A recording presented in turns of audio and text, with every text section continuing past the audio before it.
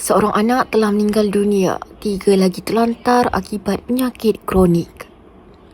Itulah ujian yang terpaksa ditempuh pasangan suami isteri dari kampung Surau Batu Paya Dalam selepas kehilangan anak mereka akibat jangkitan kuman dan sawan pada Mei lalu.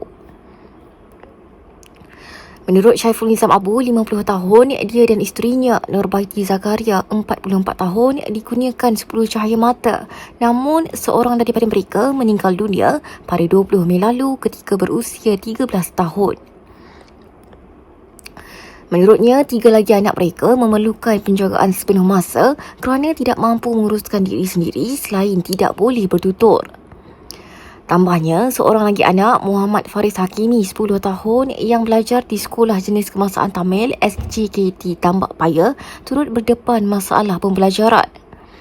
Syaiful Nizam berkata dia memerlukan hampir RM3,000 sebulan bagi menampung kos rawatan, ubat-ubatan, susu khas, lampin pakai buang serta keperluan harian anak-anaknya. Menurutnya, dia hanya bekerja sambilan sebagai runner insurans dan melakukan pemasangan peralatan mesin pembayaran elektronik, namun pendapatan yang dibawa pulang lazimnya tidak sampai RM2,000 sebulan. Syaiful Nizam berkata keluarganya menerima bantuan bulanan sebanyak RM1,000 daripada Jabatan Kebajikan Masyarakat, bantuan makanan bernilai RM300 daripada Majlis Agama Islam Melaka serta bantuan persekolahan RM500.